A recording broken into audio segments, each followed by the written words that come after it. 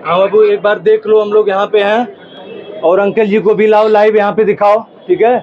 पूरे परिवार को लाइव लाओ कि हम आप अकेले नहीं ये पीड़ा झेल रहे हैं, हम सब आपकी संवेदना में आपके साथ हैं और ये न्याय के लिए हम लोग लड़ेंगे अंतिम सांस तक। आप ये देखिए, ठीक है, कोई भैया ठीक है, बात करना हमें ठीक है, नहीं उचित छोड़ दीजिए, कॉल रख दीजिए, नहीं आप बात कर सकते हैं। ये दीपक मीना जी के पिताजी है, अभी यहाँ पे लाइव है। यहाँ पे जो तमाम छात्र दीपक मीना जी के समर्थन में मुखर्जी नगर में कैंडल मार्च के तले यहाँ पे उनके इंसाफ के लिए यहाँ पे जुटे हैं। यहाँ देख सकते तमाम भीड़ है। मैं यहाँ तो अभी बात करना इनसे मुश्किल है। इनसे जब आपकी बात हुई तो सर ने क्या बोला, कुछ कहना था इनका, क्या इस घटना को लेकर ये क्या सोचते हैं?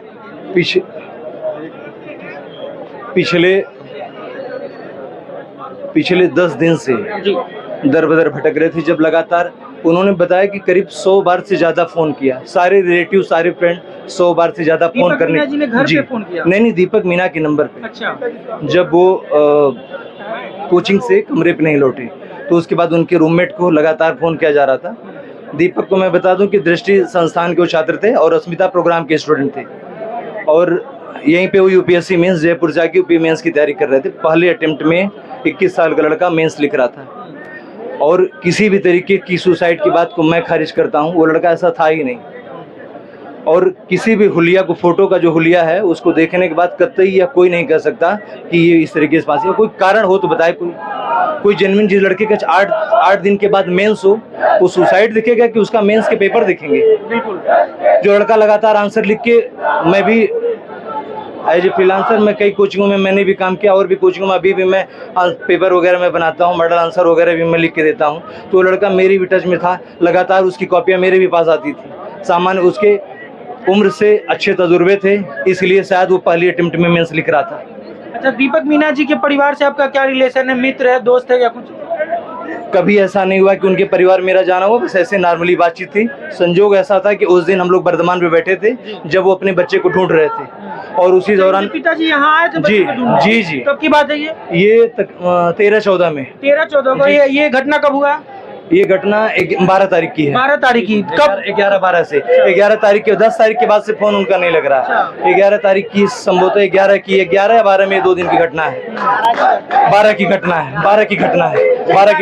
घटना है। सुनील मीना जी जो इनके बड़े भाई हैं, जो अभी कांटेक्ट में थे, वो लगातार इस मुद्दे को उठा रहे हैं और बात करते करते हमेशा रोने लगते हैं। और रेलवे में एक कर्मचारी भी हैं वो। सर एक मिनट, वो रेलवे में 11-12 तारीख को ये घटना होती है, 13-14 तारीख इनके पिताजी आते हैं। जी। तब तक ये पता नहीं होता है क्या हुआ है? पता नहीं चलता। और एक बात और बताएं कि जैसे लगातार वो एक जगह नहीं थे, वो मुखर्जी नगर के सारे चट्टी चौराहे पे, दुकान पे, बड़े कोचिंग सेंटरों में, हर जगह वो जाके ऐसे पूछ रहे थे किसी ने देखा है क्या, किसी से मिला हो। जो भी कॉन्टेक्ट थे उस पर ऐसे बातचीत करना, जो भी उनके परिचित के थे, जो लड़के यहाँ के थे, मीना समुदाय के जो लड़के थे, चूंकि बड़ा ग्रुप है वो भी और मेंस वाला अच्छा ग्रुप है, तो उसमें सभी एक मित्र हमारे फेरीराम मीना जी, उदेश मीना और दर में तमाम इन लोगों के बीच में मेंटरशिप का प्रोग्राम जी आगे। और कब जानकारी मिलती है उनके पिताजी को? जानकारी मिलती है उनको 19 तारीख को। 19 तारीख जी, 20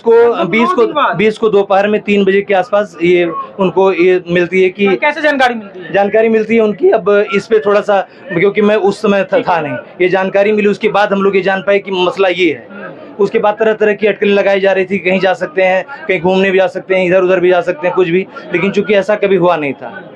और एक बात मैं दावे के साथ कह रहा हूँ कि यूपीएससी मेंस देने वाला लड़का अपने कैरेक्टर में करीब पूरी तरीके से सब ईमानदार होता है, ठीक है। और एक भी रिकॉर्ड नहीं है, पिछला रिकॉर्ड कि उनका कोई ऐसा कृत्य हो कि वो फोन नहीं रिसीव कर रहे हैं या कोई इस तरीके की बात है, कोई ऐसा वाकया नहीं घटा है। 11-12 की ये घटना होती है तो पुलिस को कब बॉडी मिलती है? पुलिस भी नहीं 19 को संभवतः 19 8 दिन बाद। जी 19 को। तो यही मैं कह रहा हूँ कि पुलिस प्रशासन में आप लोग इस मसले को पुरजोर तरीके से उठाएं। ये मांग होनी चाहिए, न्याय होना चाहिए। मैं किसी पे ये नहीं है, मैं ये ब्लेम नहीं कर रहा कि कौन है, लेकिन घटना तो है ही, बहुत बड़ी घटना है। कितना जघन्य कृत्य, आप फोटो देखें अंदाजा लगा लेंगे कि क्या क्या हुआ होगा। आपने देखा है फोटो देखने के बाद? फोटो आप देख सकते हैं, फोटो आपके सामने है, आप फोटो देख लीजिए, फोटो आपके सामने है। खैर ये दिखाना उचित नहीं है, हम ब्लर कर देंगे। दिखाइए, देख लीजिए, फोटो देख लीजिए, तरह तरह से अटकल लगा देख लीजिए, ये देख लीजिए, ये न्यूज़पेपर की भाषा है। न्यूज़पेपर में कोई इंडिकेशन नहीं कि लड़का कहाँ था, कैसे था, जबकि पता करना बहुत आसान है। बहुत आसान है कि लड़का कहाँ पढ़ रहा था, कहाँ था, किस लाइब्रेरी में था, किस तरीके से था, लेकिन पूरे पेपर में कहीं कोई नहीं लिखा गया। लिखा जाने क्या दिक्कत है भाई?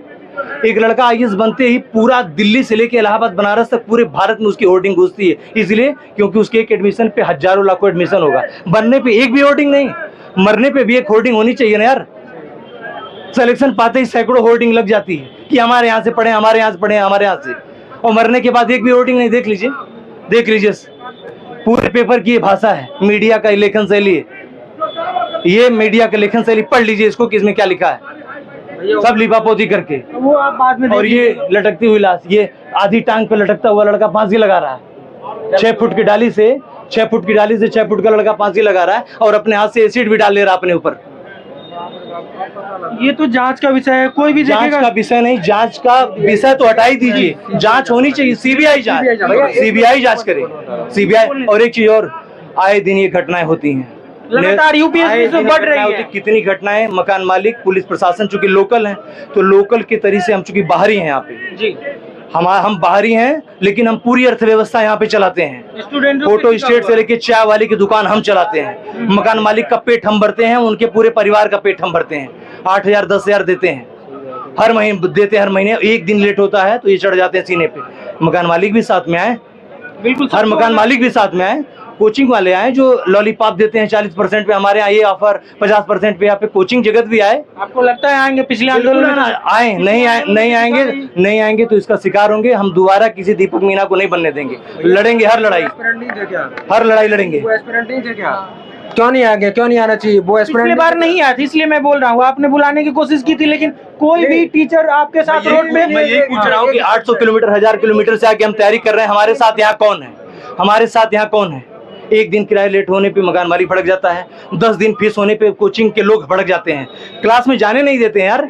ये जो कोचिंग लोग कहते हैं पैर छू तो कहते हैं अरे पैसे दियो निकलो, प्रोफेशनल तरीके का रिश्ता है। तो मैं पूछ रहा हूँ कि यहाँ की टीचरों का, स्टूडेंट का रिश्ता व्यावसायिक है, व्यापारिक है या व्यवहारिक है? व्यवहारिक रिश्ता यहाँ पे चल रहा है छात्रों का या व्यावसायिक रिश्ता चल रहा है? इस पे भी अमल करना चाहिए, नॉर्मल बात नहीं है। 10 दिन लेट होती है फीस, क्लास से बाहर कर देते हैं लड़के को, कहते हैं फीस जमा करिए पूरा। उसके बाद तो साथ आना चाहिए ना यार। बिल्कुल, बहुत बड़ी घटना घटी है। ये सबसे बड़ी बात तो है कि ऐसी घटना राजधानी में घट गई, अपराधियों द्वारा हत्या कराया गया, हत्या है ये। इसकी जांच होनी चाहिए। 21 साल का लड़का फर्स्ट अटेम्प्ट में यूपीएससी का मेंस लिख रहा है, सुसाइड का कोई चांस ही नहीं यार। मैं लटक जाऊंगा अगर सुसाइड निकल गया तो, समझ रहे हैं? हो ही नहीं सकता ऐसा। बहुत बड़ी चीज होती है। यूपीएससी एक तपस्या है और लड़का यहाँ करने आया है। मक्का मदीना में लोग हज करने जाते हैं, 4 धाम की यात्रा करने हिंदू जाता है। मुखर्जी नगर हमारा ये जो है ना, ये मक्का मदीना और मुखर्जी नगर हमारा 4 धाम है। हर स्टूडेंट का 4 धाम होता है मुखर्जी नगर। हर मुसलमान, हर हिंदू का ये हज का स्थान होता है। ये 4 धाम है, ये हमारे लिए तीर्थ, हमारा यही सब कुछ है। यहाँ पे भी स्टूडेंट आता है और पूरी शिद्दत से अपनी तैयारी करता है। ऐसा हस्र नहीं होना चाहिए। किसी भी स्टूडेंट तीर्थयात्री का ये हस्र होना ये जायज नहीं है। इस पे न्याय होना चाहिए। पुलिस प्रशासन, लोकल यहाँ के, दिल्ली प्रशासन, केंद्र सरकार, मैं सबसे विनम्र निवेदन कर रहा हूँ, हाथ जोड़ रहा हूँ कि बच्चे को न्याय दिलाएं, ताकि दोबारा किसी भी आनंद मिश्रा, किसी भी ओम अग्रवाल, किसी भी विनीत यादव के साथ ऐसा घटना न घटे। आत्महत्या जो भी न्यूज दिखा रही है, जो भी लोग दिखा रहे हैं, कह रहे हैं, सबसे पहले तो मेरे ख्याल से पुलिस का स्टेटमेंट, तो पुलिस का भी स्टेटमेंट में उनको भी तो यही कह रहा हूँ कि उनकी विवेकपूर्ण तर्कशीलता कहाँ गई। या तो मिली भगत है, या तो कहीं ना कहीं पीछे से फंडिंग हो रही है शासन प्रशासन और कोचिंग लॉबी की। क्योंकि अभी थोड़ी दिन पहले जो करोल बाग में मैटर हुआ है, वो बहुत हिली हुई सरकार है, सोचती है कि इसको भी दबा ले जाए ताकि लड़के आए नहीं और आत्महत्या का रोल कर दें। है दूसरा आत्महत्या, उसको अपनी नाकामी छुपाने के लिए आप आत्महत्या कर दिखा देंगे, वो अलग बात है। मेहनत करना नहीं चाहते आप, ऐसे लोग शायद कहते हैं ना कि प्रशासन में घुस दे के अधिकारी बन जाते हैं। अगर जो वास्तविकता में कल को हम भी आईपीएस बनेंगे, क्या हमें दिख नहीं रहा है? क्या फोटो, आप खुद फोटोज देख लीजिए ना, अगर आपको नहीं दिख रहा है फोटो, हर व्यक्ति जब देख रहा है तो वो कैसे कह सकते हैं आत्महत्या? और हत्या थी, 10 दिन तक इलाज हुआ। अगर ये police Fortuner JP Nadda ji का 1 दिन में पकड़ सकती है, दिल्ली से चली बनारस में, और ये 10 दिन से लड़का गायब पकड़ नहीं सकती, इसके पीछे कहीं ना कहीं एक षड्यंत्र है। वो षड्यंत्र जिसका हो वो उजागर होना चाहिए। हमारी मांग ये है, जो व्यक्ति चला गया वो तो ठीक है, पर न्याय मिलना चाहिए। बात न्याय की है। हम एक आतंकवादी जो टेररिस्ट होता है उसे छोड़ देते हैं कि एक भी ना मारा जाए, न्याय मिले। और न्याय की जगह अन्याय है, यही सबसे बड़ा अन्याय। व्यक्ति मर गया, उसके बाद इस तरीके से तमाम आरोप लगा देना कि वो मैटर होगा लड़की का, मतलब आप अपना काम नहीं कर पा रहे हो और अपने नाकामी को छुपाने के लिए उसी पे आरोप लगा दे रहे हो कि आत्महत्या कर लिया है। तो ये उस हत्या से भी ज़्यादा निर्मम हत्या है कि उसकी आत्मा को कह सकते हैं कि हम शांति तो अपने दिल से दे रहे हैं, लेकिन ये साथ उसको और हत्या कर दे रहे हैं। बिल्कुल, ये भारत की राजधानी में इस वक्त हम लोग हैं, जो आगे चलकर बच्चे देश का भविष्य संभालेंगे, देश इनके हाथों में होगा, यही सुरक्षित नहीं है तो देश कैसे सुरक्षित रहेगा, ये बात करनी जरूरी है और बात होनी भी चाहिए। आए दिन यूपीएससी के छात्र के साथ कुछ न कुछ होते रहता है, करोल बाग हो, मुखर्जी नगर हो, नीलेश की घटना की बात करें, लाइब्रेरी की बात करें, अब मुखर्जी नगर की बात करें। ये कोचिंग वाले लाखों लाख रुपए फीस लेते हैं और सुरक्षा के नाम पे क्या देते हैं, आपसे ये बात छुपा नहीं हुआ है।